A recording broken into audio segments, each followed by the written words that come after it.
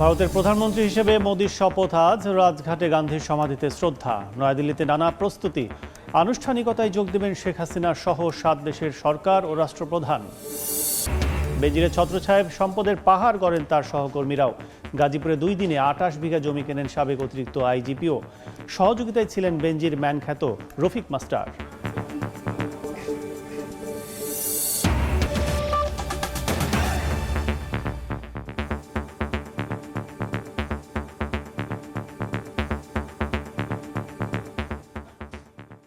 সময় সংবাদের সঙ্গে আছি আমি কাজল আব্দুল্লাহ। টানা তৃতীয়বারের মতো ভারতের প্রধানমন্ত্রী হিসেবে আজ শপথ নেবেন বিজেপি নেতা নরেন্দ্র মোদী। রাষ্ট্রপতি ভবনে সন্ধ্যায় হবে শপথ গ্রহণ অনুষ্ঠান। এই অনুষ্ঠানে বিভিন্ন দেশের রাষ্ট্র ও সরকার প্রধানের পাশাপাশি দেশি বিদেশি 9,000 অতিথি উপস্থিত থাকবেন। শপথের আগে রোববার সকালে দিল্লির রাজঘাটে যান নরেন্দ্র মোদী। ভারতের জাতির জনক মহাত্মা গান্ধীর সমাধিতে করেন শ্রদ্ধা নিবেদন। এছাড়া সাবেক প্রধানমন্ত্রী ও বিজেপি নেতা অটল বিহারী বাজপেয়ীর সমাধিতেও শ্রদ্ধা জানান মোদী। পরে ন্যাশনাল ওয়ার মেমোরিয়াল ভারতের বীর শহীদদের প্রতি শ্রদ্ধা জানান। নিয়ম অনুযায়ী রাষ্ট্রপতি ভবনের চত্বরে হবে শপথ গ্রহণ অনুষ্ঠান। প্রধানমন্ত্রী ও কেন্দ্রীয় মন্ত্রী পরিষদের অন্যান্য সদস্যদেরও এদিন শপথ পাঠ করাবেন রাষ্ট্রপতি দ্রৌপদী মুর্মু। শপথ গ্রহণ অনুষ্ঠানে বাংলাদেশ, শ্রীলঙ্কা, মালদ্বীপ, ভুটান, নেপাল, মরিশাস সহ বিভিন্ন দেশের শীর্ষ নেতারা যোগ দেবেন। তৃতীয়বার নরেন্দ্র মোদীর শপথ নেয়ার আগে মন্ত্রীদের কারা জায়গা পাচ্ছেন তা নিয়ে জোর কল্পনা তৈরি হয়েছে। নিরাপত্তার কারণে দিল্লিতে 144 ধারা জারি করা হয়েছে। রাষ্ট্রপতি ভবন সংলগ্ন এলাকা ঘোষণা করা হয়েছে নো ফ্লাইং জোন। নেওয়া হয়েছে 5 স্তরের নিরাপত্তা ব্যবস্থা। মোতায়েন করা হয়েছে দিল্লি পুলিশ, আধা সামরিক বাহিনী, এনএসজি কমান্ড, স্নাইপার ও ড্রোন।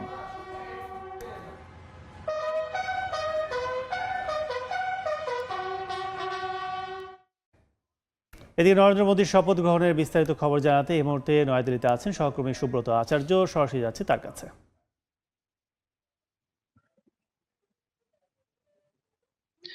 দেখুন, রাষ্ট্রীয় যে রীতি সেই রীতি কিন্তু ইতিমধ্যেই শুরু হয়ে গিয়েছে। আজকে সন্ধ্যা 7:15টার সময় প্রথা মেনে রায় সিনহা হিলে এই ঐতিহাসিক মহেন্দ্রক্ষণের সাক্ষী হতে চলেছে গোটা বিশ্ব।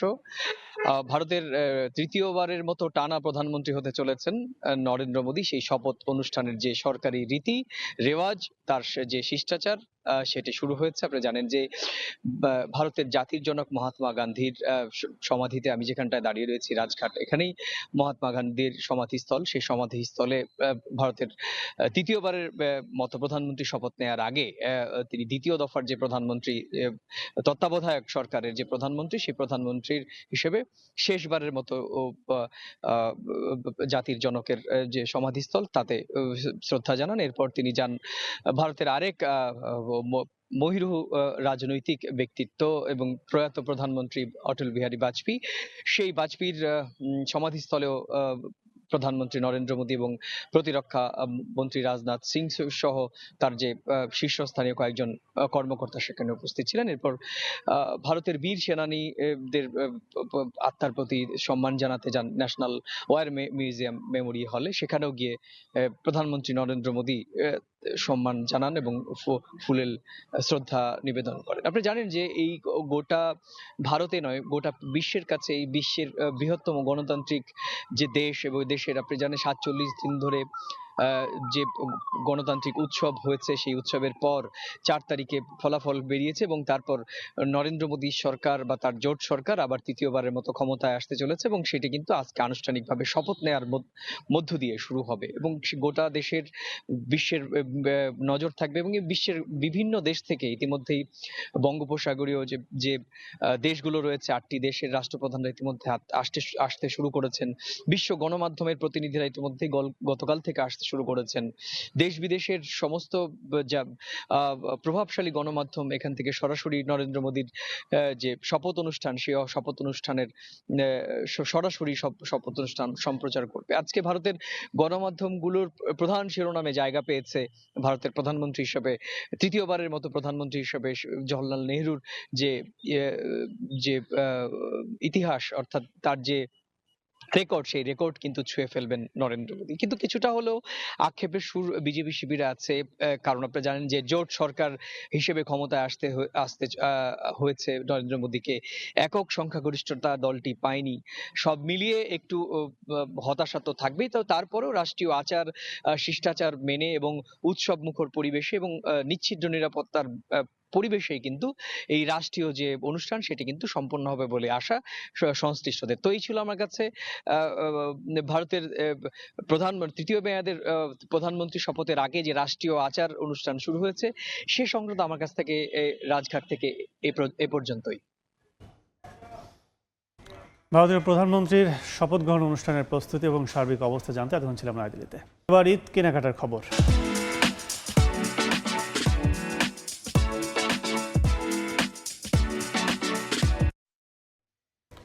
দেশে দিন দিনই জনপ্রিয় হয়ে উঠছে অনলাইনে খাবার অর্ডার করা। ঝামেলা এড়িয়ে অনেকেই বাসায় কিংবা অফিসে বসেই খেতে পারেন বাহারি খাবার। পাশাপাশি মোবাইল ব্যাংকিংয়ে পেমেন্ট সুবিধা নাগরিকের জীবনে এনেছে অন্যরকম স্বস্তি।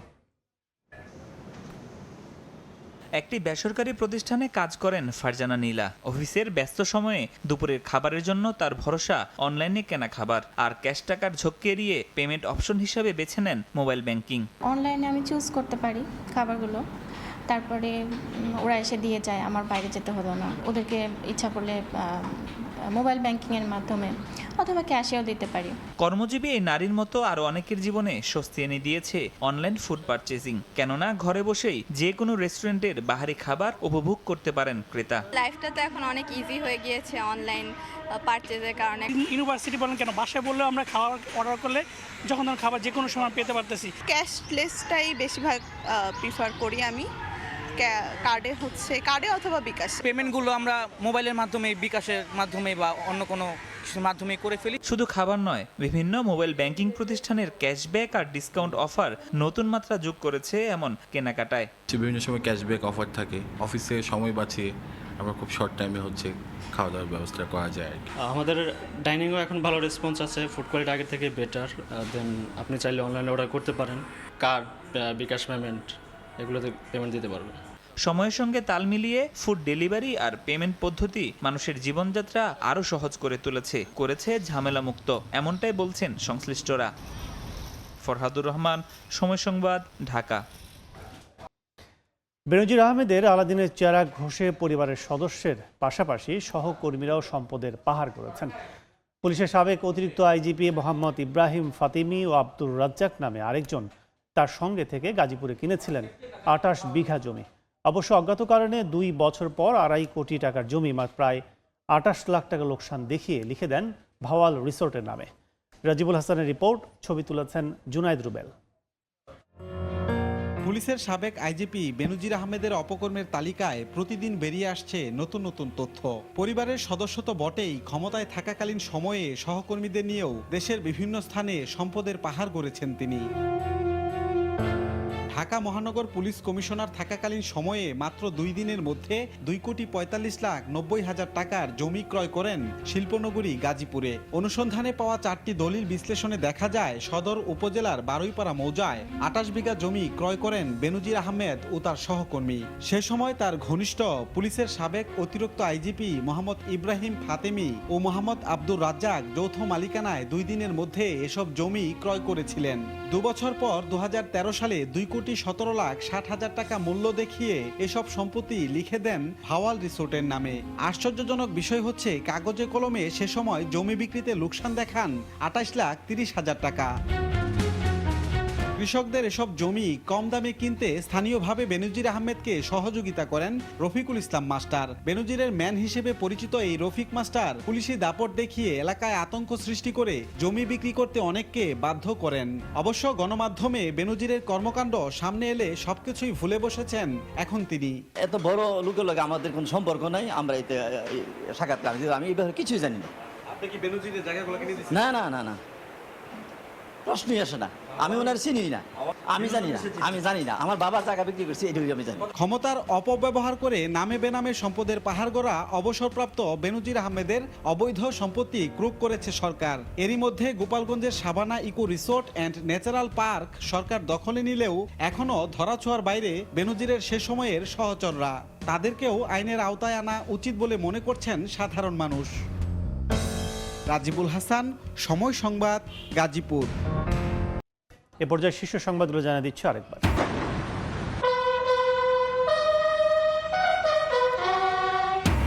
ভারতের প্রধানমন্ত্রী হিসেবে মোদির শপথ আজ। রাজঘাটে গান্ধীর সমাধিতে শ্রদ্ধা। নয়াদিল্লিতে নানা প্রস্তুতি। আনুষ্ঠানিকতায় যোগ দেবেন শেখ হাসিনা সহ 7 দেশের সরকার ও রাষ্ট্রপ্রধান। এই ছিল সময় সংবাদে। এ সময় বাণিজ্য নিয়ে ফিরছি কিছুক্ষণ পরেই, সঙ্গে থাকুন সময়ের।